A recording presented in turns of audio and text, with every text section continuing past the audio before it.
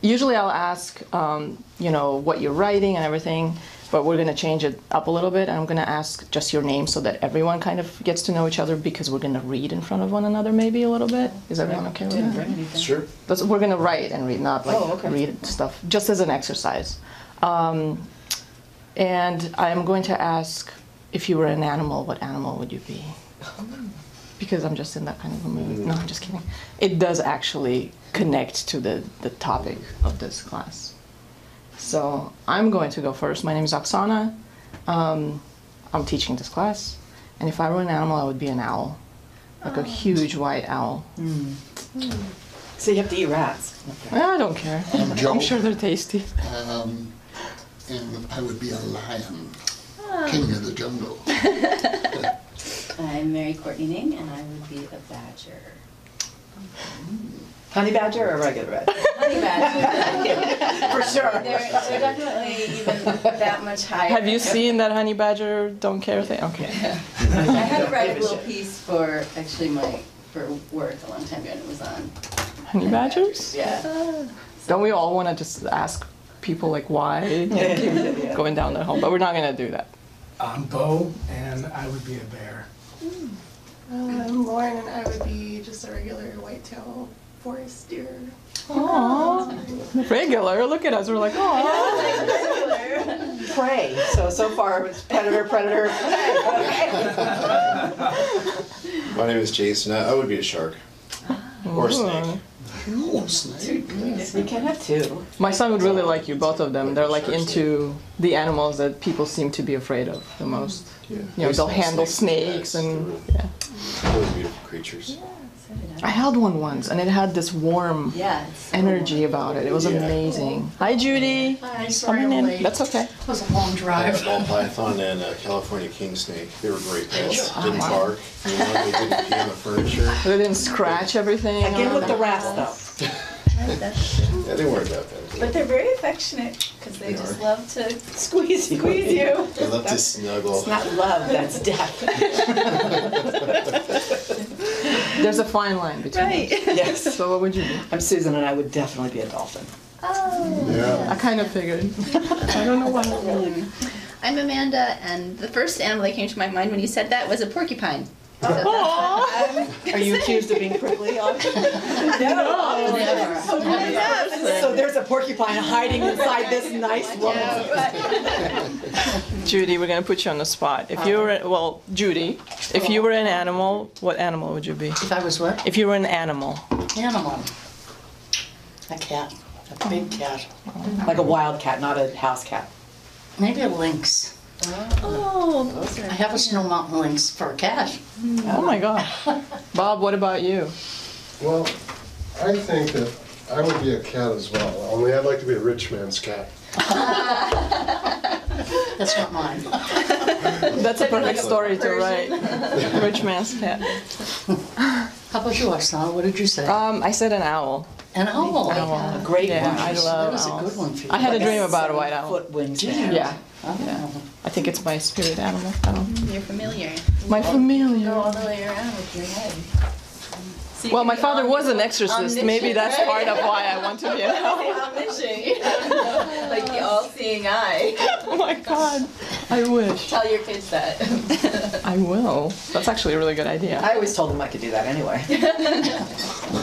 So this is the reason why I wanted to start this way is basically this is our first exercise because we're talking about descriptive writing, and the reason why the title is so funky, can I pour chocolate syrup over it, is because I was teaching a class to young writers, like the oldest was maybe 12, about the same topic, and it's very difficult for some reason for humans to understand what it means to be descriptive, even though it seems like we understand the principles, but we don't understand how to apply them when we're writing. So she had a difficult time kind of grasping the concept of like show versus tell. Has everyone heard of that phrase before? And so I said, okay, well, when you're writing something, just ask yourself a question. Can you pour chocolate syrup over it? If you can, then you're being descriptive. If you can't, then you're being expository. So if you say I was feeling sad or I was feeling happy, can you pour chocolate over that image. You can't. It could be many different things, right? But if you say I jumped up and down, you know, or whatever, like wave my hands up and down, you can visualize an action. So that's the biggest difference, right? So that's why the funky title, just so you're not like, what the heck? And it might be a good exercise. It might be like, I even sometimes will use it. So what we did when we introduced ourselves is to, you know, name an animal we would be. And this is a very simple exercise in understanding how visual we are, right? We want, you know, it's comfortable. We're comfortable in the knowledge that we can visualize something when somebody's talking about something. If I had asked you, what kind of a person are you? You might say, I'm playful, I'm this, I'm serious. But those are very abstract ideas because we can't picture what that is. In fact, we can, but we will all picture it differently, right? Mm-hmm. Because the idea of being playful is different to everyone. You know, someone who's playful could be, you know, for you it could be being on stage and doing improv. For somebody else it could be skinning a cat. Like really, right? There's a huge spectrum. So this is why pictures are so important, so that you as a writer can make it clear to the reader what kind of an emotion you want to evoke when they're reading something, right? Mm-hmm. I was at John Williams' concert last night. Is anyone familiar with him? He wrote music for Star Wars, yeah. Indiana Jones, right? So it was an orchestra. And when the conductor was talking about each piece in between, and it was interesting because this is movie music, and the composer, he was talking about how the ideas behind like how the composer handled each piece, and it was all visualization. Even the composer working with music was saying, well, how can I evoke this, you know, when Darth Vader is walking, you know, this mood, right, of this character, and then he poured it into the music. So musicians, you know, I have a musical background. As a writer of music, you visualize what you want other people to feel, and that, you know, you kind of create your music accordingly. So it's not just for writing, you know. Obviously, for painters, it's much easier because that's what they're working with, or photographers. But for writers, dancers, and other creatives, it's a bit more abstract. Okay, so I wanted to actually start by talking about the psychology behind why we want pictures, okay? So our brain has two sides, right? Left and right. Left is the analytical side, and right is the more abstract, more creative side. And what happens when we are creating something, we're going to talk, obviously, primarily about writing. I think somebody else is coming. Hey, Ned, come on in. Is that as a writer, you have an abstract idea. It comes to you through the right side of your brain, through the creative side of your brain. That's why we're always encouraged to just brainstorm, to just write that first draft without thinking too much about it. That's the creative part, right? The creative process. Don't censor yourself when you first start writing something. That's super important. So your editor has to take the back seat when you're first writing stories, you know, plays, whatever it is, right? That's the right side working. It's coming in, right? So you have a bunch of stuff on the page. Now, once you put it on the page and you start editing, you are then employing your left side of the brain, the analytical side. That's the side that starts looking at grammar, punctuation, syntax, paragraph structure, the dynamic of the entire narrative, right? Climax, resolution, conflict, all of those more technical things that everyone really hates talking about, you know, because it's boring compared to the first process, right? Now, so the two parts work together, like in consortium, right? But they do have an order. So it's first creative and then analytical. Now, the way the reader receives it is the other way around. They receive it through analytical first, right? And that's why I have, I've met some people who have written things and published them, and they have not checked grammar very much because they think their ideas are excellent. The problem with that is that the first thing you as a reader will look at is how clean the writing is. Isn't that so? Yes. Yes. Right? Every professional book you pick up is clean. That's why it's professional, right? Every play you pick up, or a screenplay, or a poem, they're clean visually on an analytical, technical level. So as a reader, you receive information the other way around. You look at how structured something is. And this is on a subconscious level. It's not like you're sitting there, unless you're an editor, right? It's a subconscious, it's a few seconds of time. And once that side is satisfied, you receive the abstract. The analytical side creates a picture for you. And that picture then is received as this creative, kind of inspirational, or what have you, mode, right? So that's when we can basically dive into a book and stay in there for hours, right? Because those two processes are working really, really well together, right? But for that to work, the two sides of our brain, from the writer's perspective, create the pictures together. And there must be pictures, okay? So with that said, I wanted to... Well, I want to mention that we probably will read each other's samples a little bit as time permits, just so you guys know. If you're not comfortable reading your thing, you don't have to read it at all. But I do want to start with an exercise. So if you have a piece of paper, you can use that, or I have some note cards. Does anyone want note cards instead? I can just throw some on the table. Okay, I was thinking of my little notebook and I'm like, I was going to say mine's not chocolate syrup, but it's tea. Here, if you guys want Thank some you. of those. thank you. Oh, little bitty paper. If you would rather work, because we're gonna, so most of the exercises are in, we're gonna write no more than a paragraph. Okay. That's why I sometimes like to use these, because that stops me from writing for a very long time. Well, you can write all So I would like to ask you to write a paragraph, short paragraph, maybe 3 sentences, describing your most vivid memory. You guys are writers. We'll be here a long time just trying to think Pick what one. that would be. Wrap up for real now. The first thing that comes to mind is usually Yikes. you say that every time, and then you read something awesome. So we're going to read, maybe not everyone's, because we do have a few other exercises.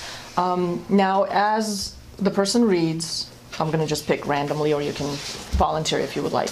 As you listen to this reading, I would like for you to draw what you're listening to. I know, don't tell me you can't draw. Even if you can't draw. I'm really bad at drawing.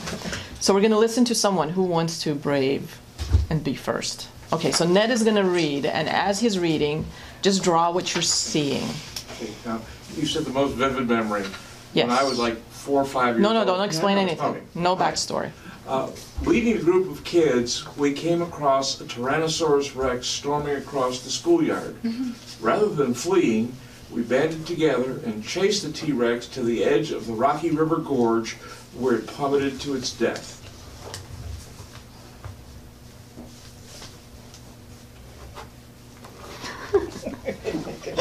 All right, so The picture, we're not laughing at your writing. can everyone see this? Was everyone comfortable drawing, right? So even though we're missing context, like as adults, we probably realize maybe it wasn't a real T-Rex, right? That's what you were trying to explain. But that's not the point. The backstory, obviously, when we write a story, right, it has many, many links. And we do use backstory to set up the visual parts of it, right? But for this purpose of this exercise, we're trying to figure out how easy it is for us to recreate what is being read, which is how our brain works anyway. When we read, we are constantly seeing in pictures. Think about it, next time you guys are reading, you're seeing in pictures. You're hardly ever seeing in words. There are people who do see in words, but that's usually, there's a name for that. It's an actual anomaly. Oh. Yes, people who actually will only see words. Or like people who will give color to sounds. There's certain specialty. Yeah, right? Something like that. But most of us, the normal, no, I don't want to say that. That's what my kid said. It was like the normal people. No. Most of us, the mortals, because I think it would be a really cool ability to have, to see the world in that way. But most of us do see in pictures. So when we're reading, we'll see one picture after another after another. That's why film, when it first came in, into our lives, it was such an incredible, such a fantastic thing, because we could finally do what we could only do on paper before that, So let's read somebody else's. Me? Judy? Okay. So, Don't ever tell on me. No. But let's draw on you. Yeah. I was in awe of this little squealing, wiggling mini-me, and I remember being sad that he looked like me and not his gorgeous father, with his rugged good looks, his machismo, his bulk and strength. But here was this baby all soft and messy. But I love my boy. Next time we see him, we'll be like, you're the soft and messy one. All right, so were we able to, That was harder. that was harder? Yeah, because I was like sad, and there were a couple words. I was like, I don't know that one. And it took a moment to get I think the perspective of. Yeah, who we were talking. Yeah, the place. The I was in awe. That was difficult, but until we got the squiggling. The baby, thing, and I right, was like, right. okay, So now we I got a know. concrete image. Because I was in Right. awe, it's just describing a feeling, right? Rather than showing us how you act when you're in. Right, right. Do I get a star? And this doesn't mean, well, this doesn't mean that this is wrong and something is right, okay? No, So let's right. just get this straight and out of the way. Everything that we're talking about here comes, depending, there needs to be a bigger context to everything. So sometimes you do talk about feelings, right? And you as a writer have to make the decision when in your story. Here I'm talking about feelings because this is what I need. But here I'm showing how it feels, right? And there's when you understand the mechanics of it, then you can make an informed decision on when to do what. That's what professional writers know how to do. Like, they're really good at it, right? They'll go through and they'll work on a scene and be like, okay, well, here obviously I'm doing a lot of telling when this needs to be more dynamic. Where in other places you say, you know what, I'm going to rewrite this scene or write it out completely because it's not really important for my entire story. I'm just going to mention like a detail about it in passing, right? What happens with people who are still like getting their legs, into all of this is that we don't understand what the difference is. So we can't see when we need to do one over the other, right? Just like musicians who are just starting, what does it mean to be on pitch? Like, I don't know, tell me. And it's really difficult to explain until you start doing it. So speak It's up still to really- say, In a corner inside a home, so small he sits, slower man than normal, defeated, hard shell stare. Oh, sorry, stark. I'm sorry. Hard shell stark, contrast against background, cold gray. That's poetry. That's poetry. Yeah, I'm poet, so. No, that's cool. you reminded me of a kid in the ghetto.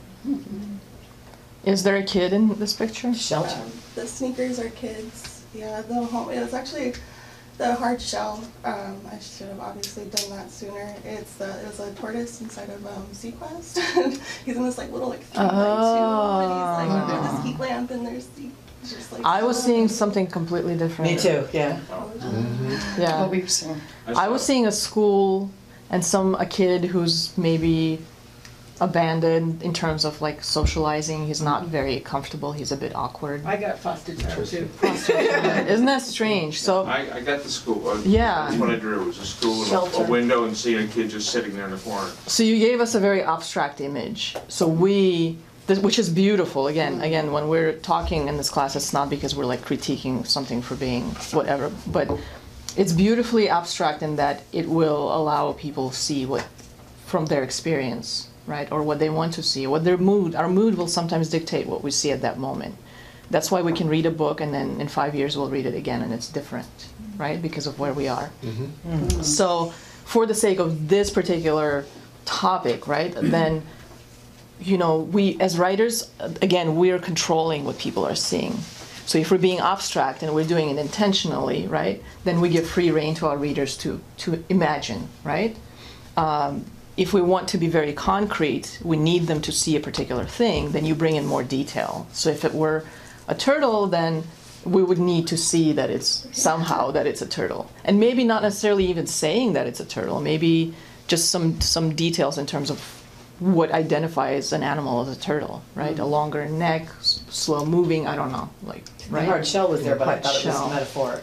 The whole thing just seemed like such a beautiful metaphor. It was beautiful poetry. Yes, Yeah. yes. All right, so let's get going and we'll come back and we'll do some more exercises. So why do readers crave to see, right? This is the question. So the three small sections below are just general questions that I would like for you guys to think about as we go through this class. And we just touched upon some of them. We live in a sensory world. We need to touch and see and hear and feel, okay? This is how we communicate with the world outside of ourselves, okay? Because all of that information is brought in, and then we make decisions on how to feel about something based on our sensory connection with the world. We see in pictures. That's just how we work, you know. That's our physiology. We want to connect with others. So as a reader, the reason I'm reading your book is because I want to connect with you. I want to feel that connection with your characters. It's not because you're a nice person, because I have no way of knowing it, unless it's Amanda, for example. Right? I'm secretly a porcupine. She's the best. The rest of us are all turtles. So we want to feel it. And writers who are not aware of how to create that connections, then keep the reader out. And we don't like that as readers. And I'm sure you've read some things before where you're like, well, I want to see more, but I'm not seeing more. What am I supposed to feel here, right? You get frustrated, right? This is why it's very strange when we read a bad book, we get, what's the emotion that we usually Angry, yeah. Why would we get angry with a bunch of words on paper? Because that connection runs much deeper than just paper. So we need to feel what the characters are feeling, right? And if you're not writing fiction, we need to feel still, even in memoir, the people in the world are characters. So as a reader, we want that. And I really would suggest, and I know most of you guys, probably all of you know this, as a writer, you need to think as a reader anyway, right? We need to kind of be both and be able to revolve this door. Like read your own stuff as a reader, then read your own stuff as a writer, and then figure out what you need to work on, all right? This is why when we are working in critique groups or situations where we're reading our stuff and we're being critiqued, right? That needs to come in when we need to learn that it's okay to be critiqued, right? Because we're also readers and we do that too, to other books, ruthlessly, by the way, right? Or movies, you know, like we watched a, I can't remember the name of this movie because it was, you know, but then people are like, oh, this is the worst movie, and I'm thinking, you know, hundreds of people worked on this, hundreds of people, hours and hours and hours of work, and yet we can just say, it sucked. It was the worst thing I've ever seen. So we're ruthless as people who are critiquing, so we need to remember that and be kind, right? Just as a side note, remember how much work goes into it. But also not to take it seriously, personally. So how do we help readers see? We draw pictures for them with our words. This is really like the basic, the foundation of it all. We must draw pictures. Pictures other readers can actually draw. If you ask them, well, you know, everyone can draw. So how do writers draw with words then? There's so many different techniques, and you know, some people go to school for years to learn these techniques. Other people are they innately have this ability to figure it out on their own. Others read a lot of books, and I'm only going to focus on 3 main techniques today, because otherwise we would have to have another boot camp. That would be okay. It's all right with me. Yeah. I'm actually looking at venues to do memoir boot camp and then creative writing boot camp, like similar to what we did. You weren't there, but the one that we did in the summer. That's great. Yeah, it might work better that way. Yeah, that was good. All right, so similes and metaphors, we're going to look at those for a little bit. You guys are all like, what? I hate this. Similes and metaphors. Figures of speech. Everyone hates figures of speech, and yet we use them all the time. Vivid word choice and using all senses in scenes. And I'm going to talk a little bit about what scenes are. So let's go on to the next page. Similes and metaphors. I have a definition here, and I know that you guys know these. As writers, you're familiar. Plus, when we were in school, we talked about these for like years, and most of us probably blocked these conversations totally out. So similes compare images through similarities, right? By using connectors like and as. So if you have forgotten what a simile really is in terms of like the mechanics of it. If you see something that says she was like this or he did this as that, then you're dealing with a simile, right? They can be used for all senses as well as emotions, ideals, concepts. Okay, so we don't have to necessarily compare physical things. We can compare a physical thing to an abstract thing as long as there is a readily identifiable relationship, right? So these are best when used sparingly. And really, any kind of conventions, any kind of technique is best when it's used sparingly.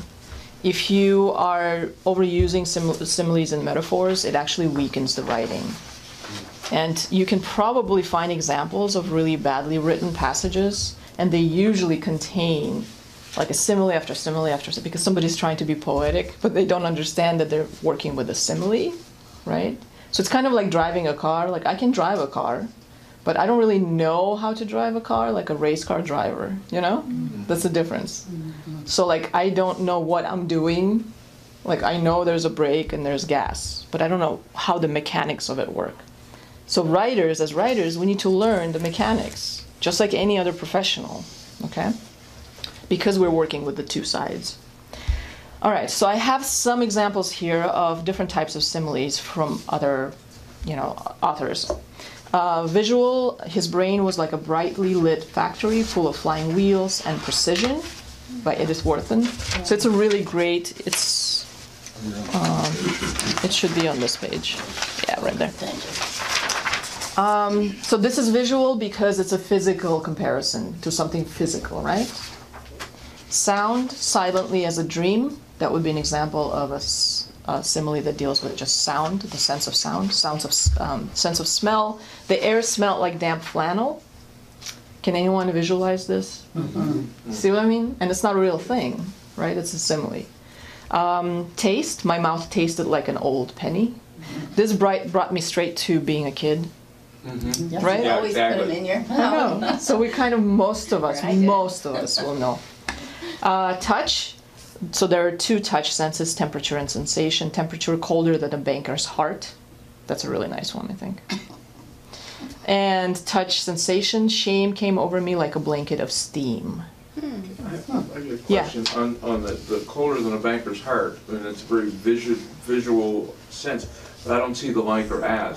What makes that a simile? Colder than, you can use then as well, I'm sorry. Oh, okay. Yes. Anytime it's a comparison. Mm-hmm. Yes. Now, the thing about similes is that they help you create a picture. And they help you create a picture through common experiences. Because we really don't connect with anything around us unless we know something about it. I know it's really strange, but let's say you've never flown a fighter jet, right? I haven't. No, Most of us. No, I'm just kidding. I haven't. I definitely have not ever flown. So if someone who flies that wants to explain to you what it feels like, they're going to try, right? Let's say they're trying to be a writer too. They need to try then to connect it to you through your own experience. So that's what similes and metaphors are really great for. How do you think would it feel to fly a fighter jet? Anybody? Like a stone. Like a fighter? Shot from a slingshot. Like a roller coaster. That's perfect. I was going to say roller coaster. I actually got to fly one for 30 minutes. Okay, so tell us. In ROTC, and the only way to describe it, it's like a roller coaster when you get slammed back in your seat and then you're thrown forward and you feel weightless. I mean, that's what it's like. That's exactly it. This is what I'm talking about. So if you were to say, it's really fast and it's exciting, I can't really connect to that, right? What about adrenaline rush? A Ferris wheel that won't stop. Because it's not really, that's an abstract thing, but everybody kind of knows what adrenaline is, or not necessarily? It's still too abstract. Okay. Because an adrenaline rush could also be caused by many, many different things. Right. Okay. So some people might have a very negative relationship with that phrase, and just in general, right? Or somebody might not understand what that even is. Okay. So if you compare it to something visual, something that, let's say I've never been on a roller coaster either, but I know what they look like. I've seen that image enough to know that people scream when it goes up and down, and it's weightless because of the way the gravity works on it, or something like that. So yes, adrenaline rush will work, but there's a spectrum of strength when it comes to visualization. Slammed back and then weightless. Those are very clear, Physical, yeah, yes, immediate things. Or like stomach Okay. dropping. Yeah. that would be Yes. Yeah, In fact, that would be- In fact, what does an adrenaline rush feel like? What does it look like? What does that look like? What does it do to your body? Sweating. Sweating. It's fight or flight. Aging. It's that fight or flight. Even, yeah. Intense So- focus. So we go into this realm of very personal experience and like trying to figure out which one will fit better. So this is what's beautiful about similes and metaphors, is that you don't have to explain a concept. You can just use a really good metaphor and your reader knows exactly what it feels like. What does it feel like to face a bear in the forest? Ugh. You know what I mean? I've never done it. You might say you felt an adrenaline rush. Like freezing your Give me more, right? I want to feel what the adrenaline rush feels like. And then you go into the actual specific concentrated experience, right? And this is what these writers are doing with very few words. It doesn't, this is the thing, is that a lot of new writers will overwrite because they feel the need to explain a lot of things, right? But as you get better and better at it, you know that you can have a very short phrase of a simile or a metaphor, and it takes care of the whole thing. And you don't need to explain. The writer just connects. And you will feel it. If somebody's reading your stuff and you see it on their face, you know? They're like, oh yeah, or something, you know, like you'll see them physically reacting to your image, which is a very telling sign. It's interesting to see other people read our stuff because you can watch them and they don't even really have to tell you anything. You know what I mean? They can be just reading it, and let's say you have a page of really nice action, like a very nice action sequence, and they're just reading through it and nothing is happening on their face. You know, or it's something very sad, something you want your reader to cry about, and they read, and there's no reaction until the end. Even that's kind of telling, you know? Okay? All right, so metaphors. Metaphor is a comparison by complete substitution. So that's number 2. Okay? So similes, you have similarities between the two images, right? So silent and dream have some similarities in between them. Dreams they happen when we sleep, and silence, we all know what silence is. A metaphor is a comparison by a complete substitution. So the image, you know, tall as a mountain, height of a person and a height of a mountain, there is nothing similar. But we can visualize the contrast, right, between this person who's tall as a mountain compared to other people who are just regular height. Okay, does that make sense? But tall as a mountain would be a simile. I'm sorry, yes. The mountainous man is Yes, a that's metaphor. what I mean. Yes. So simple use. There are several types of metaphor. We're going to talk about simple, extended, mixed, and cliche metaphors, just to start. If you're curious about metaphors, then read a book on metaphors. There's a whole bunch. All right, so simple is usually about a phrase long. It can sometimes be just a few words. So, but thy eternal summer shall not fade, William Shakespeare. Okay, from a sonnet number 18, I believe. So what is he doing here? Shall I compare you to, everyone knows that sonnet. So what is he doing with this particular line? And beauty isn't going to be affected by time. Right. So eternal summer shall not fade, right? So he doesn't use the words beauty anywhere in here, and he doesn't use the words time anywhere here. But the metaphor will substitute that concept for the reader, right? Extended metaphor can be from a phrase to a paragraph long. These are more difficult to work with, but some writers, for example, Von Jordan is really good at extended metaphors. So these are just longer, all right? So this is actually from a poem. And poems obviously work heavily on similes and metaphors, right? And jump in the sea and say, follow me, and know you would. The sea is cold and it's deep too, I joke, standing at the edge of the boat's bow. A wind breathes across the sea, joining gently the edges of time. So the poem is about time, you know, and just going through life and getting older, and like it's an interesting poem. And he does not talk about what he's actually talking about in any of these lines. But if you read the entirety of the poem, you can grasp that this this particular image has to do with time. So the sea is time itself, the boat is your life. Okay? Now, it is said by many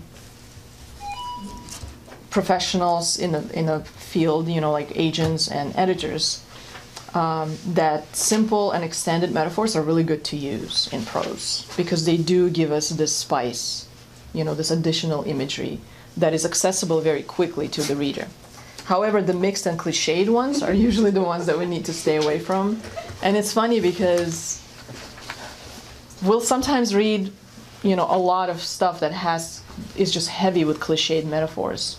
And sometimes we do it too and we don't realize it because it's become part of our speech. So mixed metaphor means that you are using images that are contradictory or have no relationship at all, kind of side by side. So an example is actually from MSNBC news anchor said this at some point. That's awfully thin gruel for the right wing to hang their hats on. So do you see the mixed metaphor? There's gruel and there's hats, and you're like, okay, well, It's impossible to picture. you can't hats picture hanging off the floor. Right, Even if it were thick. It's still not going to work. Exactly. And you know, we do this. So when let's say we've written our drafts and we want to in the revisions. So most of these suggestions they really better to be used in the revision stages rather than when you're actually writing, unless you're catching one and you like have to fix it, you know, because it's just bothering you. So sometimes we'll do this and we don't even notice that we're using a mixed metaphor within the same sentence or the same paragraph. So again, visualizing. As you're writing, visualize it. And cliche, all in moderation, right? That's one of the best known. But it actually does apply here. All of these techniques need to be used in moderation. Okay. Writer groups are good for cliche. Boy, you put a cliche in there, everybody in the writer group. You did the other night. They start talking about it. But that's a good thing, you know, that's your readers, and if they're recognizing cliches, maybe that's a group that, you know, a good group to be in. You know, it's pretty universal, I think, is people don't want to see cliches. We're tired of them. Maybe it's changing now, yeah. One thing I find interesting about cliches is for instance, when Shakespeare wrote Polonius and his advice, those weren't cliches. They became cliches because they kept being repeated because they were so true. Yeah. And they're still true, but it does sound cliche. Yes. And that's the thing. Language is ever changing. Just create new phrases, and hopefully they'll be cliches in like 100 years. So neither a borrower nor a lender bee becomes, don't run up your credit card debt. To someone else. Well, that's another thing actually with metaphors. That's a really good point you made. With metaphors and similes, it's important to remember that you are writing in a particular time, right?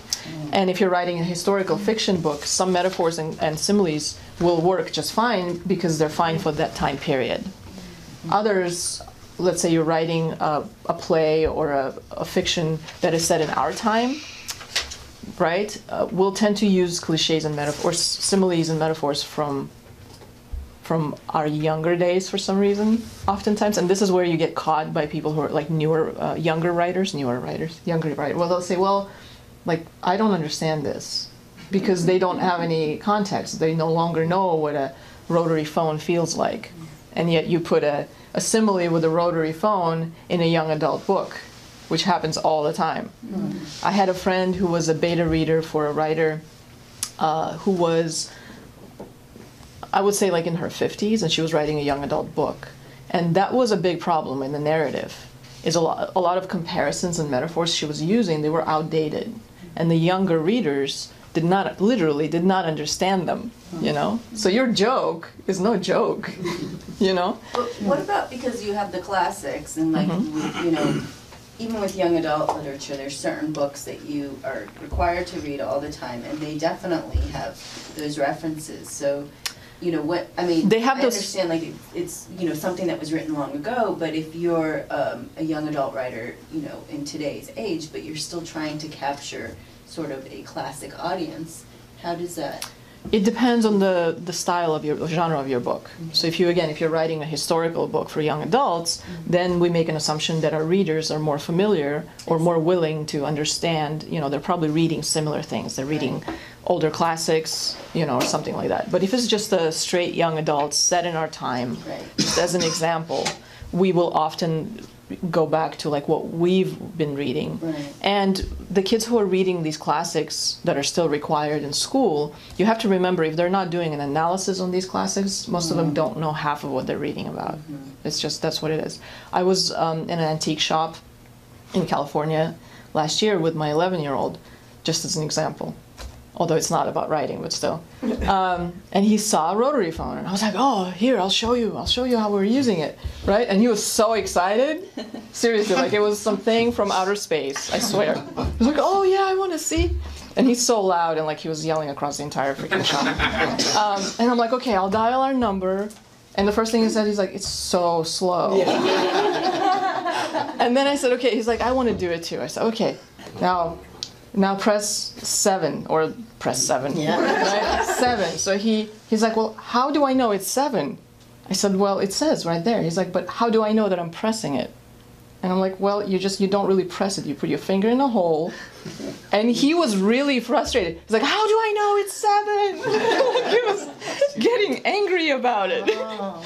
And I said, I physically had to guide his finger and show him the actual, like the physical, the action that must be taken. It was really weird. So at that moment, I was like, wow, it's true. Like there's some concepts that we will write about that we know really well, but depending on our audience, they will be completely lost on it. And the trick is to introduce something that has to be there because of the time, because I'm writing a sort of historical, and then try to explain it without like stopping and explaining it. Exactly. Yeah, it's tough. Yes. It's a challenge. That's a good point, though. I'm writing a historical novel, and I want to know how true do I have to be to the cliches of the day, to the language of the day, to, it's a mixture of old and new.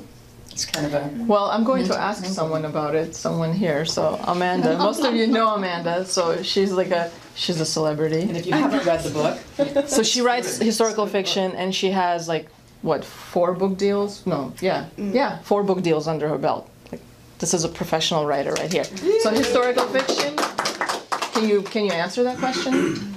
I think it's finding the balance, because if it's too much, it's going to be stilted. Right. So I would advise more of a sprinkling. Like I'm listening to a book now, and it's neat. She throws in these cute little like metaphors and cliches. They do sound cliche, but they sound like antiquated cliche. Yeah. And it does a nice way of flavoring.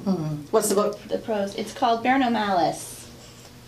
Yeah. So if you're writing a story that's set in the, let's say, 20s or 30s, and you're using slang, right? So that's slightly different, because if you're speaking from the perspective of people from a different time, obviously you can't speak like a modern person, right? So if you're saying it's like bee's knees or something like cat's meow, you know. I'm writing a historical novel set in World War II, and I have like 6 books of both military and civilian slang from that era, because it is so different. And if you rely on movies, they were done in the 50s, not the 40s, so you're getting 50s slang, which is, it makes sense, but like they didn't have television then, and people had party lines, and they did, it was different than we have it now. So, I've had to find several books to help me with that, because I want to be accurate. What were the books? What were the kind of books you said? I didn't hear you. They were books on slang from the period I'm writing about, which is the 1940s during World War II. Books on time. Books on slang. Slang. Oh, slang. Slang, from both the military perspective, because it's a war novel, but also on the civilian, because they were civilians and their wives and kids are civilians. I have a suggestion for you. Yeah. I got my best slang from that era. My mother was in high school during that time. Her yearbook, the things that her friends wrote in her yearbook are so filled with authentic smart slang. Cool. So find some old yearbooks from that time frame, and it's not so much the stuff they printed in it, but the stuff people wrote. Swell. Have a swell summer. You're a swell gal. We need to bring that back. Right? We need to bring that back. And it happens. I mean, cool and awesome, right? Awesome is like 500 years old at least. And we still use it. Let's bring swell back, Right? And some of the slang falls out of use really quickly. I had my son reading a piece for me last weekend where a male character says to this woman, he says, "I promise I'm not going to mac on you." And he gets to that and he says, Dad, he goes, when did this take place? I said, well, it's current. He goes, nobody says Mac anymore. So last week. 10 years ago. That's true. Current. So, you know, part of being a writer is being a researcher, no matter what we're writing, right? Even if it's sci-fi that we're creating, we're still researching, because that makes our world more authentic, right? And again, obviously we use these, but we sprinkle things in as needed, right? So it's just a matter of being aware of all of these little things that we kind of need to keep track of, right? But again, because some people will get, like, they'll go through a class and they're like, well, I can't write because now I have to think about all.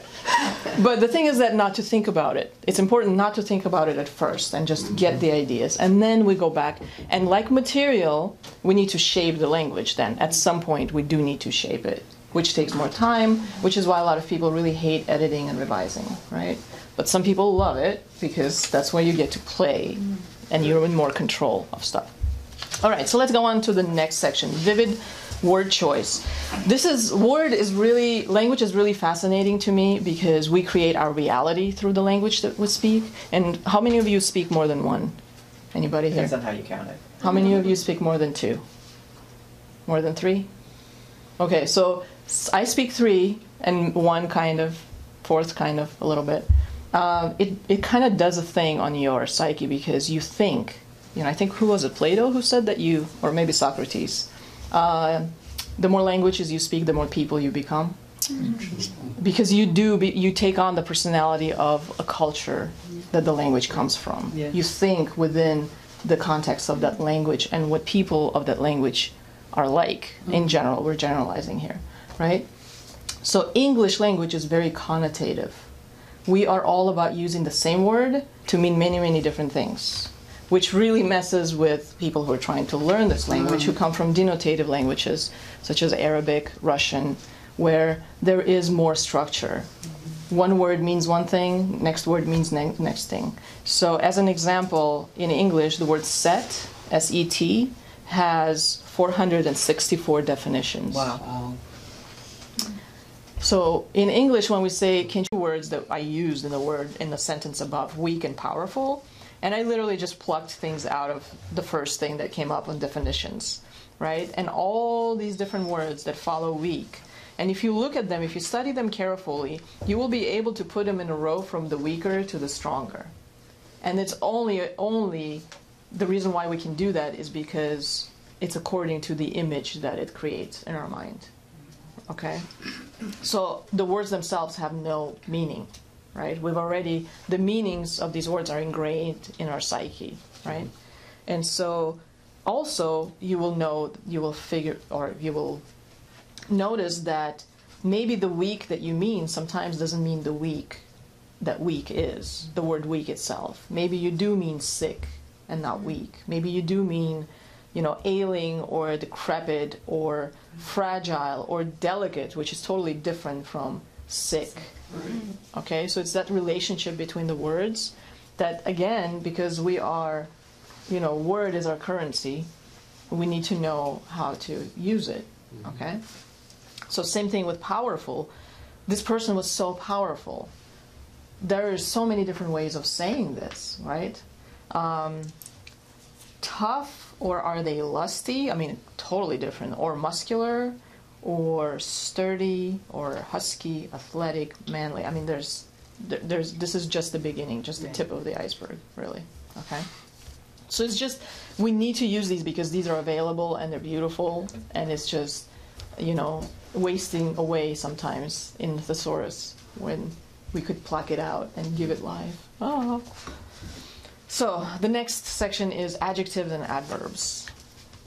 That's on page 3, top of page 3. Oh, you guys have slightly different handouts. Page 2. Yeah. Okay, that's fine.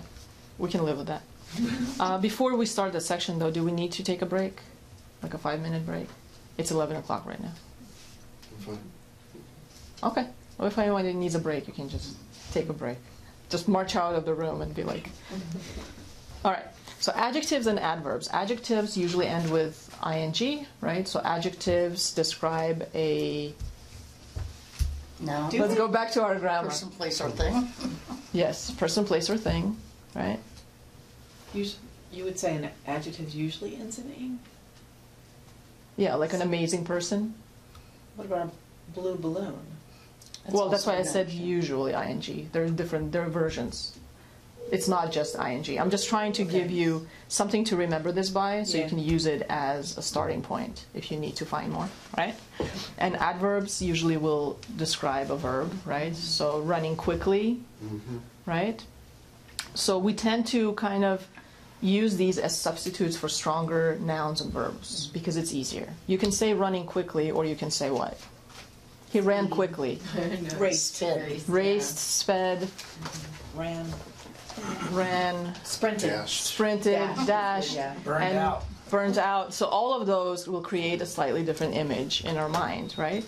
Running quickly is weaker for some reason, and yet we tend to use these a lot more, like these pairings. And same thing with adjectives.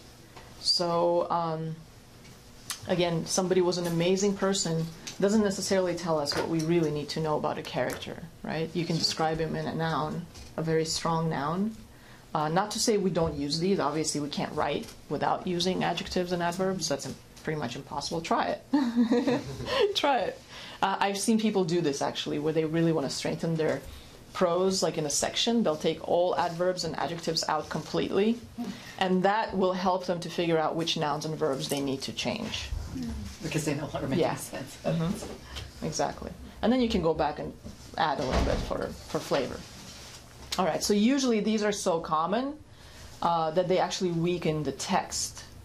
Like quickly, slowly, we tend to use the same adverbs and adjectives over and over and over again.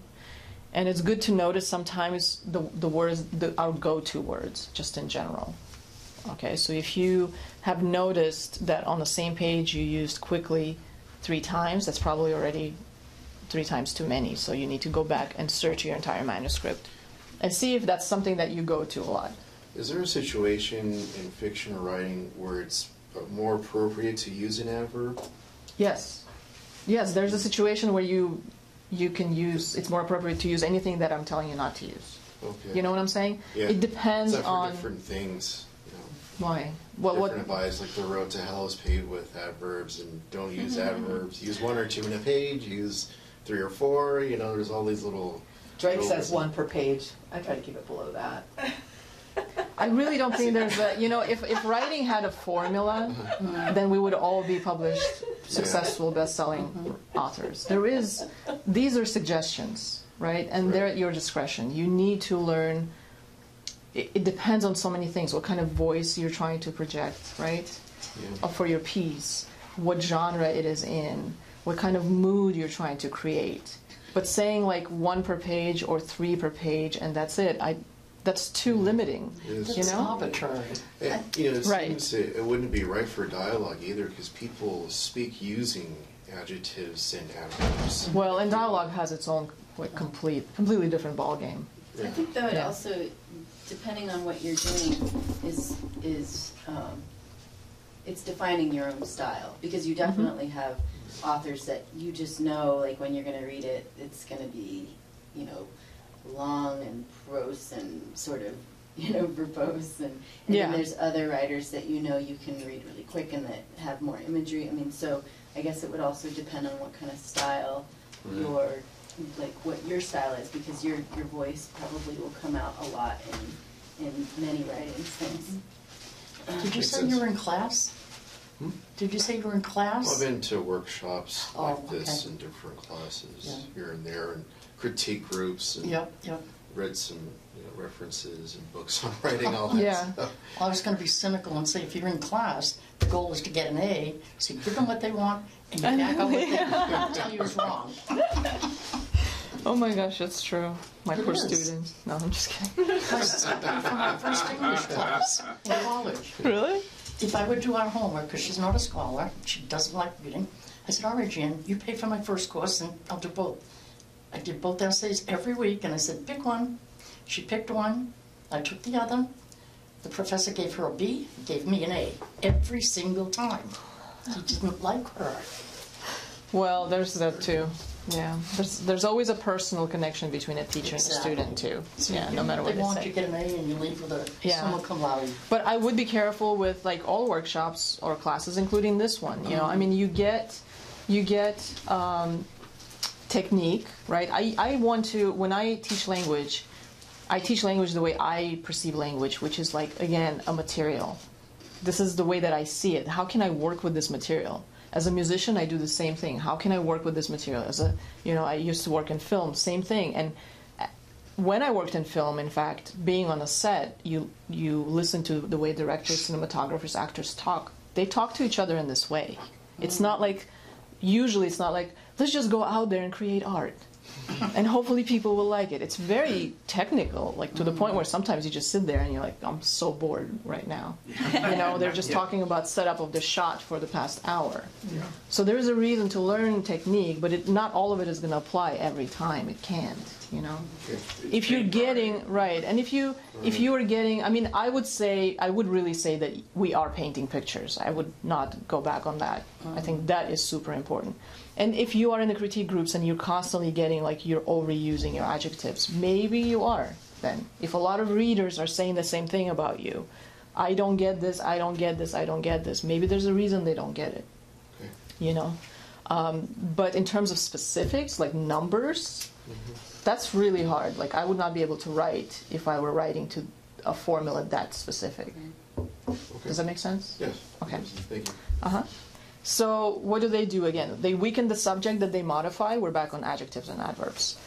If we overuse them. The weak ones, they weaken the subject they modify. Running quickly, right? Quickly actually weakens running. We don't see the image. Too many of these slow down pacing. So pacing means the tempo, the speed of your piece, right? Some narrative you read and it's very quick, right? And sometimes your heart rate goes up because of the pacing that the writer intentionally created. There's a technique to that, okay? So again, it's kind of like learning these techniques, putting them into your toolbox, and then when you're writing and revising, you take what the tools that you need and you apply them. So they can upset an informed writer. They can. If every other word is an adjective and an adverb, and you're an informed writer or reader who reads a lot of really good quality fiction, nonfiction, and you come across that, it is going to feel frustrating to you if all you see is just adverbs, adverbs, adjectives, adjectives.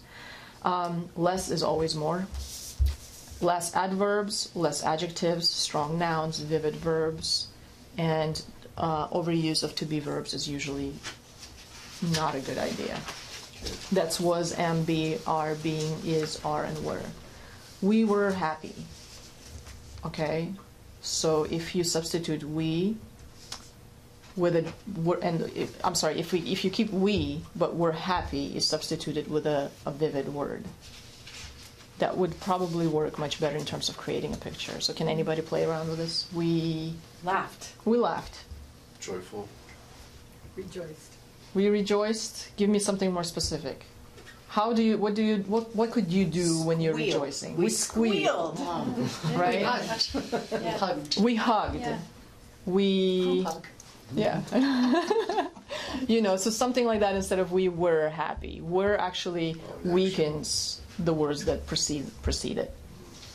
So these again are just suggestions, but in general it is suggested to use less. Less is more. All right, so the next section we have is using all of our senses in our scenes. All right, so scenes are parts of our narrative where action takes place. And action doesn't take place everywhere because it would be very difficult to read if it were nonstop and there were no breathers, right? So action, just like in film, just like in theater, action rises, but it doesn't rise, going up. It goes up and down, rises. So rising and falling action, right? And you work up your way up to a climax. Can I take one of those real quick? Yeah, that's fine. Just a very quick thing, just so you can visualize it, right? So you usually have a starting point. The starting point is like a trampoline. You jump off it, or your reader jumps off it. So the starting point is super important. If this is weak, nobody's going to go forward. But from here, your action looks kind of like this. and you have a climax, right? The most important point where like all, you know, hell breaks loose, and then everything is resolved and you have the end. So this is kind of what it looks like, right? So the scenes are usually these kind of the tips. The scenes is where your reader sees that something is at stake, something is happening, and you as a reader are not sure what's going to happen next, but you want to know what's going to happen next. These dips are usually more passive sections. These are sections where like time is passing, you know, maybe people are traveling on a plane, and it's not super important, so you just kind of use a bit of exposition in those sections, right? Yeah. So, an example of what happens when you don't have this up and down, for those who are familiar with the movie Aliens, which is the sequel, not the first one, the ending, you reach the ending, you get the climax, and then you get to the next climax, and the next, and there's no break in it, and the action keeps going on for like 20 or 30 minutes, and it is exhausting. But they want you to feel that way. Yeah. That's different. That's yeah, my choice. But it was too much, I thought. Yeah. It's exhausting because the premise of the film, right, is like survival. Yes.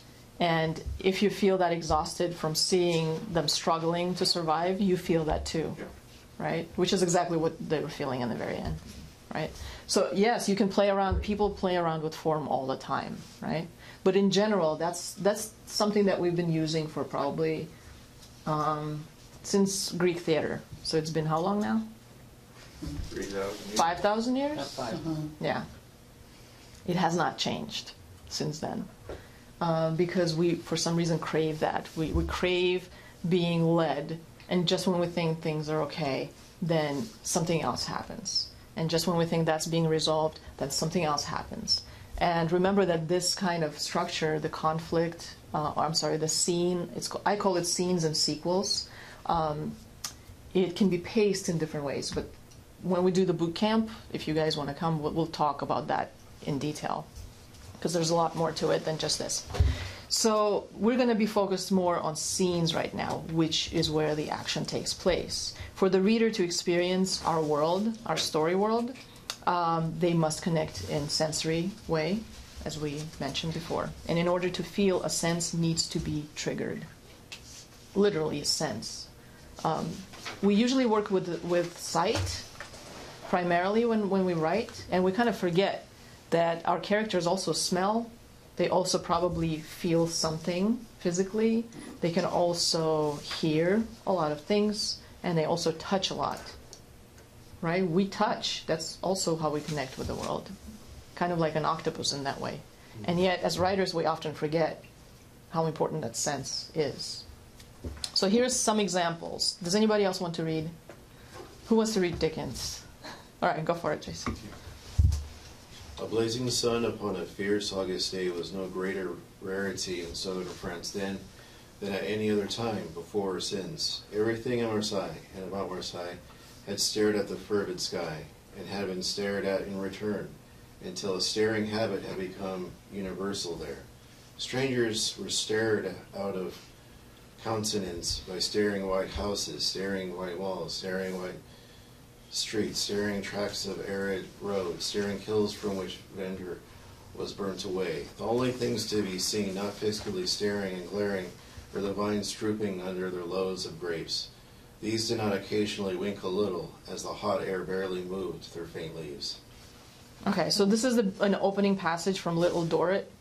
Can we visualize what he's talking about? Mm-hmm. What is he talking about? Hot climate. Yeah, Mediterranean climate, you know. You know, when you feel it like when you walk through concrete jungle and it's super hot and the sun is blazing, right, and it's stifling. Mm-hmm. Do you get that, even though this is, a few hundreds, right, of and years not back? even walking, because the staring is very still. We're exactly, stuck in right? one spot just staring at the heat. Exactly. So you can, even though I've never been to Marseille, but I can feel what that feels like. Mm-hmm. And he does use a lot of repetition to create that kind of frustrated, oppressive feel, right? So if you are into figures of speech, it's a really good thing to study, because this is, I can't remember what it's called, but you repeat the same word over and over, but you do it intentionally. What is it? Iteration. Iteration? Okay. you repeat the same word over and over. That's a technique. Obviously, we can't use it our entire narrative, but when we use it with intent, then it creates a particular picture. Like here, you hear that staring, staring, staring, staring. You're like, okay, I get that. I get that now. What about this shorter passage? Anybody wants to read that? I will. Okay, go for it. We're on our way to Budapest. Bastard and Cheapo and God Knows and Chabot and Stina and me. We're going even though we're not allowed to cross Mid-Solari Road, even though Bastard is supposed to be watching his sister Fraction, even though Mother would kill me dead if she found out. We're just going. Okay, so this is We Need New Names. Unavailable. It's an awesome book, and this is the beginning passage. This is the starting point. Okay? It is, it's very difficult to set up a scene in the very beginning of your narrative because nobody knows your world, right? So a lot of writers will struggle with, like, how do I start? Like, where is that starting point that will kind of catapult the reader to want to know what's next, okay? And it is often done by visualization. So even though here we don't know the characters, I want to go. I want to keep going and see where they're going, especially with names like that, like seriously, So it doesn't have to be a fully realized, visualized scene. Like, you don't have to create this entire room and describe it so that your reader knows exactly where we're sitting. What you do sometimes is pick out the most important details, and you can still create enough picture for the reader to be curious to read next, right? And really, narrative is about our reader reading one paragraph and wanting to read the next paragraph and wanting to read the next paragraph. That's like really, like, I don't say that a lot because it's like, oh my God, that seems like so much work, right? Like, you have to work on every paragraph? Yes. Like every paragraph? Starting at the beginning? So when I took writing classes with one of my favorite coaches, one thing that he said that struck me as like really funny is that he's like, okay, so you guys are here, which is great. That means that you have serious intention to write. He said, but remember that not to get discouraged, because once we start realizing how much work actually goes into writing, a lot of people stop because they realize they don't want to do it. But those of us who don't stop, then like this magical world just opens up and we're like, we can play. We got a lot of stuff to play with. Yeah. You know what I mean? And you get excited about it. So I hope that you feel that way every time you go to like any kind of writing related thing, where it doesn't intimidate you, where you're like, bring it. You know what I mean? I can use that. I can use that. And if you have friends who are like, they take a class and like, I think writing is just not for me, that's also a good thing to know, right? Because sometimes we can spend years and years doing something and then get frustrated because we're not getting where we want to get. Yeah. I know a number of us are in the Henderson Writers Group and go to the critique sessions. And even when don't have anything to be critiqued, seeing what other writers find in other, in the works of other people have written, helps me to grow as a writer. I learn from every one of those critique sessions. I've never had one where I didn't learn something valuable. I learn every time I teach. That's why I think I love teaching so much, because I'll say something and it's like my own epiphany. I'm like, oh, you better start using that. So seriously, this is the way I learn how to be a better writer, is just by talking to other writers, by discussing these ideas, by doing these exercises. So you're right. Every time you get a chance, and like when I see my friends, because we're all on social media now, say like, I published this piece over here and I read it, I get more excited. Because it's like, okay, people are doing it, and I feel like I'm part of that energy. So, all right, let's go to number 2. A great place to practice using senses is in your scenes. A scene is where an action, it's an action where conflict and opposition take place. So every time there's a section with conflict and opposition, you consider it a scene, just like it is in theater, I think, and in film. Okay? Did you have a question, Bob? No, I'm just agreeing with you. Okay, good. And those scenes always resolve in some manner or another. They do in the end. Resolve either favorably or however you want to view it. Right. So actually that brings me to the next section. So very quick breakdown. A scene usually contains a goal, a conflict, and resolution, right? A goal, someone wants something, and sometimes it doesn't have to be someone. It could be something wants something. there is some kind of a desire for something. And there's always some kind of opposition to that desire. So maybe you're hungry and you're reaching out for that sandwich, but your mom slaps your hand. There you go. You're creating a scene, okay? It could be very subtle, right? It could be almost subtextual, so where it's not really visibly seen, but felt.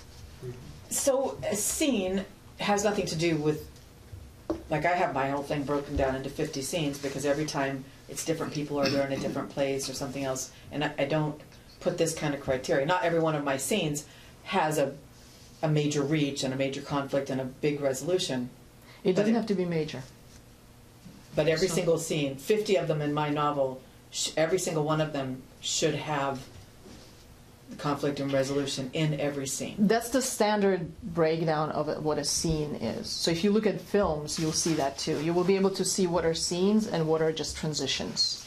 Transitions are where things don't really happen. A person is walking down the street to get somewhere. There's no conflict there. Nothing is stopping them. They get there. My wrong thinking, the fact that we're on the street now and a minute ago we were in the house, I thought that was a scene change. But that's not even a no. I scene. see what you're saying. So because they say cut or scene, like in film and theater, they do that too. Yeah. A scene usually it revolves around some kind of a conflict.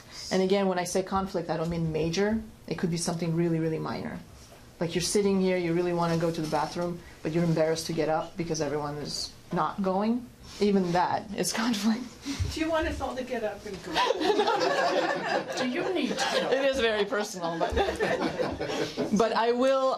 Like I said, in boot camp, we talk about we'll have an entire day just talking about scenes, for example, because there's more information about it that I can really convey right now. So if something big is happening in the house, and then there's a moment where she gets out in the car and she drives somewhere, which is very boring, I get, but that's a sequel. If there's no conflict, then yes. But it would be a change from. It's a The physical geography doesn't- change of okay. No, geography does not The necessarily physical correlate. change isn't anything to do with. What do you call that when it's a physical change? Transition. Yeah, well, it's a physical change. It's a change of location. Okay. So our If she were driving, but she was driving because she needed to do something, then couldn't that be translated into a scene? Only if she can't Only get if there, there's something right, that's- stops her. Let's say she's driving somewhere because she needs to tell someone something, and if she doesn't, they're gonna die, right? And there's a lot of traffic, or she might be late. Okay, so then you're within a scene. Policeman's light is blinking. Right, and it's just her. It's just her. Maybe nothing physically is happening, but internally so the she's. structure of physical locations being my scenes is just wrong. It's I mean, amazing you how can many call them things I've scenes. got No, wrong. they're not necessarily wrong. I wonder if she means like when you put the little asterisks in there, like there's a scene change. Not necessarily a scene like this. Location but change. location It's a location change. change. I Right. get it. So I've got location mine. changes and scene changes don't necessarily. They will sometimes correlate, but they don't always correlate. So what I really need to do is pin all of my location changes to scene or sequel. Probably. Because a scene You couldn't can transcend identify two them. locations, or could it? Yeah. It could be the same scene because somebody tells me he's going to die, and I jump in my car Yeah. to go warn him, and that's all the same scene, even Yep. though I've gone somewhere different. And the physical just isn't even Just interesting with at all. that with a double spacing. Yeah. It depends on the narrative. I think we need to do an entire class on Yeah, just yeah. scenes. Yeah. Structure. Would I be right in thinking, most of the time when I think of scenes, I think of characters having some exchange. And these characters, whoever they are have different needs, presumably, entering into the scene. And it's how they negotiate their separate needs that winds up resolving it favorably, unfavorably, whatever they negotiate. And that's how I kind of conceive of a scene. As That's also a type of a scene, yeah. Right. There are many, many different versions. What about you sitting in this room and there's no other person here but you can't get out, but you want to? That's also a scene. Because there's it's a conflict either external, you can't open the door, you can't unlock the door. So whatever you're feeling frustrated, scared, maybe you're claustrophobic, so that's a completely different stage, Or right? somebody in the hall that you don't want to confront or. You know what I mean? Maybe I get out of the room and maybe I don't. Maybe you don't. Right. So how is it going to be resolved? It depends on the narrative in its entirety. What's going to happen next, right? I mean, there are I mean, I love studying film for this. There are films that are filmed in one location, literally. 12 Angry Men, I mean, started as a play. That's beautiful to study because it's many, many different scenes because there are many conflicts, you know, it's sub-conflicts and subtext, you know, so external conflict, internal, all of those things working together. Right after the war, almost all of Hitchcock's movies were based on plays. And, you know, like, so you have a scene, like in you know, where, I mean, a location, and that's it. It's one or two rooms in an apartment, and that everything goes on in there. And that's just tremendously creative to make it work. Oh, it's very difficult when you're boxed in like that. And also, if you're watching a play, usually the play is set on, and maybe this is where you're getting the way that you're doing it from. I do have a degree in theater. Okay, well, why didn't you say that? So in plays, you don't really have transitions. You have a scene after scene change after scene change. Right. But if you study them, they are conflict based. So even if two people are just talking, you will feel that there's some kind of a conflict between them or around them. It's never just two people talking for no reason. Think about it.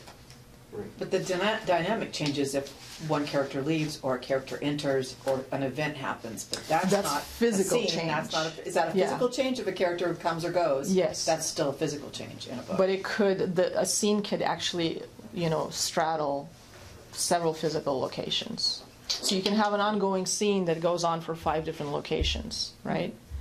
Yeah. We need to just do another thing. By the another conflict class. that has, but still the same conflict. Yeah. Hasn't been resolved. So much rewriting. I hope that's a good thing. I hope that's a good thing. Don't think about it too much. Only when you're rewriting. Too late. Resolution. So we have conflict, which is opposition. Opposition, like I said, could be a door, it could be a volcano, it could be a cat, it could be a person. So don't think of it in terms of an action movie, okay, where you have a conflict, which means people are punching each other, and then you have, you know. So, and resolution is a problem solved, although it is solved for now, okay, until the very end. And it can be implied or actual, subtle or extreme. So now we're going to do some exercises. We have about half an hour left. All right, so the first exercise. And they're all connected to what we've been talking about, although not in exact order. So by rewriting, I mean maybe just a sentence. You don't have to rewrite you don't have to write long form. I have 3 sentences for you that are quite abstract. I hate wet and rainy days. When I write, I don't like things that are bothersome. He was so happy to finally feel like he did again. So these things, if you're reading them, should not really create a very strong image for you, right? So I hate wet and rainy days. Like, what does that really? What does that entail? When I write, I don't like things that are bothersome. To everyone, it could be different things, so it's not very specific. He was so happy to finally feel like he did again. What does that even mean? So I would like for you to visualize what it is and create a picture around each sentence. Okay. All right? So we're going to go on to the other exercises so we can finish them. I say, on my page says exercise 3 twice. I don't know if yours does too. It should be 5 exercises and all. And then we'll go back and read a few of them. And again, with readings, you know, we're creating this on the spot, right? And it's not perfect, so it's really, really great to get in that mindset where, like, I'm just rough drafting at this point, so that we don't have to feel like we have to say, well, this is bad, you know, I didn't really get a chance to work on this. Because it's kind of understood that if you worked on a paragraph for hours, then it's probably a really good paragraph. But it's like, if it's 3 minutes, then it's just something, it's a work in progress. And Yeah, but there's some of these people that are going to write a glorious one in the minute. Yeah. Some of these people. And they're probably going to say, oh, I didn't really get a chance to work on this. Yeah, you never know. Yeah. So before we start reading, let's finish these up. So let's go to the next one. In the next one, I would like for you to write a short scene, okay? So scene, again, there's action happening in the scene. And I give you a prompt. What you need to do, though, is use descriptive language in this. So you are a character. You're a Titanic survivor rowing one of those boats, okay? You're trying to help others, but something is stopping you. And I intentionally left out what something is, because you're going to fill that in, whatever that is, right? Descriptive language means that we not only describe the physical world, but the character's psychological and emotional, not just describing a wall, We're describing the feeling, right? So whenever you're ready, I'm going to give you 3 minutes for this. You know what just came to mind? Really easy way to get in that descriptive mode is to just think, let's say you're sitting in front of a scene and you're like, how do I actually film? And just write the scene as if it's on the screen. And some people already see that way naturally when they write. They see it in scenes like it's a film, like an ongoing movie. For other people, it's a matter of habit. You just get in a habit of doing it. And other things kind of fall into place. All right, so the next one should be pretty fun because you've just written 2 descriptive exercises. So what I would like for you to do the opposite and not describe anything at all. So for the next one, I would like for you to describe something in front of you, something in this room, using so little concrete language, so you're primarily using abstract, that it will be difficult for us to tell what you're describing. I know, it's actually harder to do than you think. But I would like for you to know what it feels like to do that intentionally. That's a good look. I like that. I like that. It's important to make the mistake so that we know what it feels like, so that when we're not making it, we're not beating ourselves up too much. If you can't do it, that's good. Everything is too descriptive. I know it's different. That one. No, my first word is descriptive. No. I think we'll read that one first after we're done with it. Okay. Because seeing the looks on your faces, it's priceless. So do you feel the difference between writing one and versus the other? And do you see that you're actually probably describing a lot more than you think you're describing in your writing, just in general? Because this is the way that we operate as human beings. We visualize things anyway. You know, it's just a matter of being very particular about how you want your reader to visualize things. You know, what do you want them to feel, right? All right, so let's do the last one. I would like for you to describe the first time you, whatever, fill that in. The first time you did, you saw, you felt, right? Just a very short description of something. I'm going to give you 2 minutes for that one. All right, perfect. Next part of this exercise. You know what? Best feeling ever is watching people write and laugh about it. Seriously. Sadist. No, it's a good thing. WTF, right? I think it's a good thing. It's like remember I was talking about people reading your stuff and not having any reaction about it? Same thing applies to us when we write, and we have a very visceral reaction, whether it's good or bad, it depends on the situation, right? All right, so next part of this exercise is to go in and remove all adjectives and adverbs. You're crossing them out. Just the last one. The last one? Just the last one. Adjectives and adverbs. So the things that describe verbs and nouns. Are all ly words adjectives or adverbs or whatever it is? If they're describing the noun or the verb, Okay, so yeah. there's no noun or verb, it's just there. then no. I don't think I have any adjectives or adverbs. Wow. That's impressive. I know. That's impressive. I was looking at that going, I made it through the first half thinking I could say that, and then I had 3 in a row. Does that change anything about the passage at all? Everything. Just Really? cleaner. Is it? Needed it in there. simple, Okay. I think. I mean, sometimes it doesn't work. Sometimes you'll remove things and you're like, this doesn't make any sense. So then you either go back and change the verbs and nouns. Is it possible for any of you to do that? That's a badly stated question. Do you think that you need to strengthen some nouns and verbs? Can you do that on the spot without adding the adjectives and adverbs back? Unless, well, for those of you who actually removed some of them, can you go back and strengthen the nouns and the verbs that they... Without control-alt-thesaurus.com.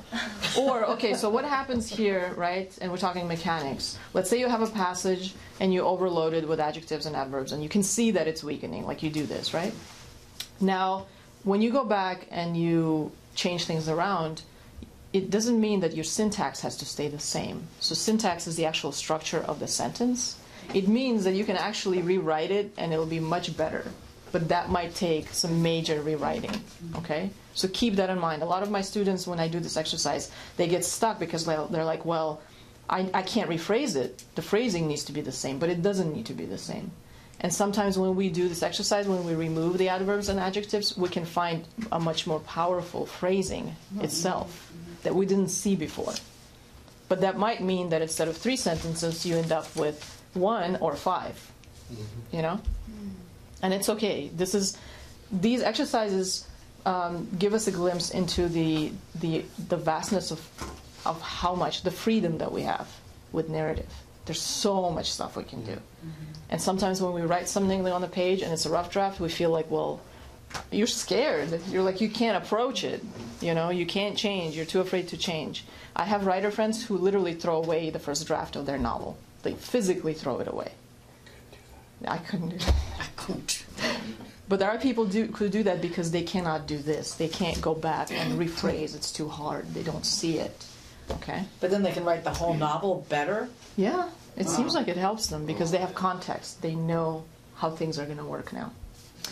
All right, so let's go back now and let's do some readings. We have about 10 minutes left. I would really love to hear some of the abstract language exercise.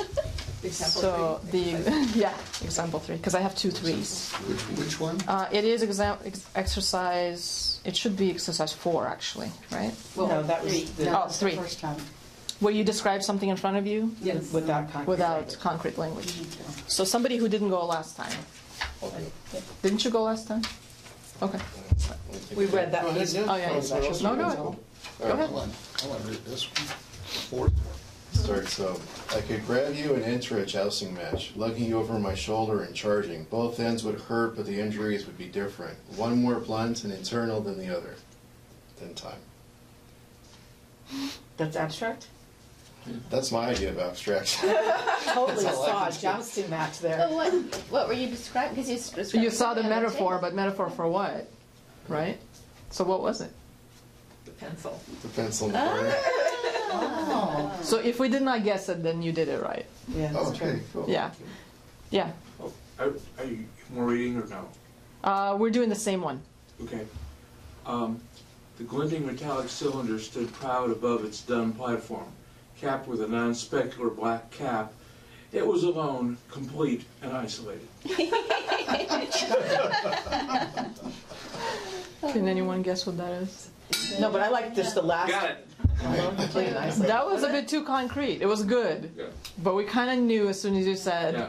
the cylinder and the black cap. Before. This made me laugh. Let's just all read it. Yeah. Should we just all read this passage? Okay. Relief beckoned from round reflection, hot light mesmerizing in patterns of great want. Whoa. Oh, that's Wow. very abstract. I was looking at his water bottle. Oh my God. Susan, can you read it again? Now that you know what it is. Relief beckoned from round reflection, hot light mesmerizing in patterns of great want.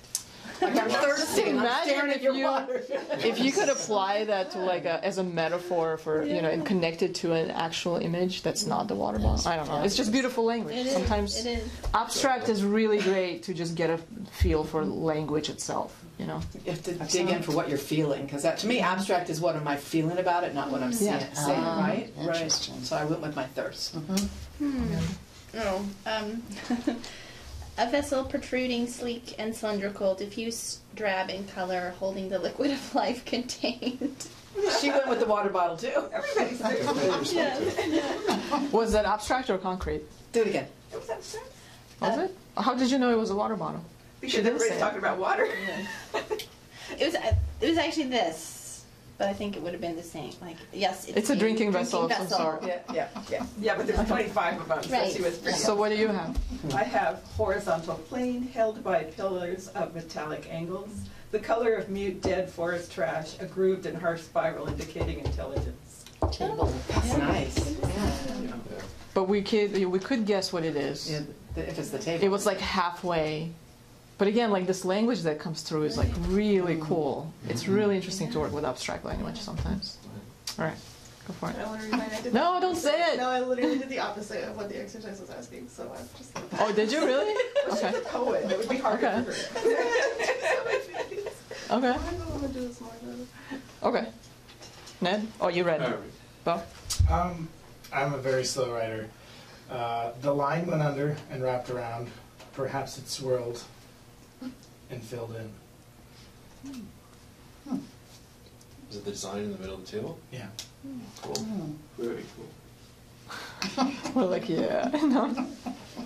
I mean, can we smoke a joint before we do that? No, that would not be fair because this would be really super easy. Abstract language. And the funny thing is that everybody would understand. They Or would they totally would get think you. they did, and that would be all that mattered. We're be talking about food like fried chicken and chips. Mary Courtney? I just wrote, how can I describe something that's abstract? You're not getting That's an pretty A, abstract. That's actually pretty abstract. That is pretty abstract. So we're having like levels. Yeah. Like if we could put them in a row, like from the most abstract, maybe that, to like the least. It's a metaphysical level of abstraction. Right? I settled back, not wanting to get up. I was way too comfortable. Chair? It is the chair, right? But if you think about it, if we were not in this room, No, it would not necessarily be Could a be the chair. ocean. It could be anything, right? anything you're floating. Right. So we carry context because we're in this room, and you can't really. It's more difficult than it looks. And An aperture flounced above and below a flat surface upon which lay other apertures. Is it the table? Her talking with her hands. oh my God. Okay, read that Wait, yeah, again. read it again. An aperture flounced above and below a flat surface upon which other apertures lay. Oh my gosh. Okay, I think she's the prize winner. I I'm sorry, You but know- talk with your hands. What is an aperture? I know. Sorry. An extension of your body, your Aperture. arm, your leg, your foot, your hands. Aperture. Sorry. think. I think that's yeah. I've just There you been go. watching for the last hour and it's huge. I'm sorry. I know I talk with my hands. I need That's to like. fine. It's It's emphasis. the perspective of Lot of someone who swallowing. doesn't hear as well, so you I don't rely hear more as well. on watching. Exactly. Yeah, I have to watch everybody's mouths and stuff like that. That is such a cool description, though. Even though it's abstract, I don't know. Like I get excited about Is these it things. abstract? Is it? what It you is reference? super abstract because we could not tell what it was. But once you described what it was, just the way the approach to something like that is so unusual, you know. Let's do. Oh, we only have 4 minutes left. So maybe any questions? We won't read anymore because that way we will only be able to get a couple in. What are you doing What's this the again? most difficult exercise for your students to do? I mean, I have so many exercises, and they kind of rotate. I would have to say being concise about something. So we do a conciseness exercise where you get a paragraph and you need to rewrite it into one sentence. So it's a really good work with language again. Like, can I say all of this in less? You know, and it really makes you think about word choice. And my students on every level really don't like that because it seems like it's really limiting at first because physically it is, right? But then if you can come up with a really good, again, a few descriptive words can take your writing so much further. We tend to, as beginner writers and just writers in general, I think in first drafts especially, will overwrite. Yes. And that's actually an exercise too, where you will sit down, let's say you have a section and you know that you need to extend it, like it seems like it's not developed enough. An exercise, a really good exercise for that is overwriting intentionally. So you like look at a paragraph and you just start adding to it, even if it doesn't make any sense. And sometimes you'll go back and you'll find this golden nugget and be like, whoa, like this definitely is the development that I was looking for.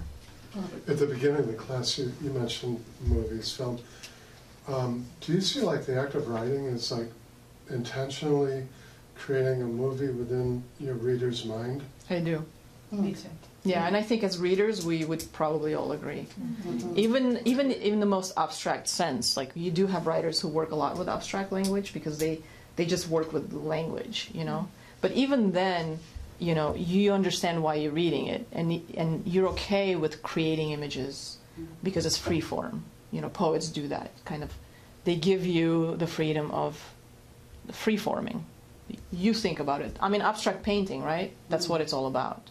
So is abstract writing. And some people are super good at that because they know how to work the material. But if we're not doing it intentionally, then that's a different story sometimes.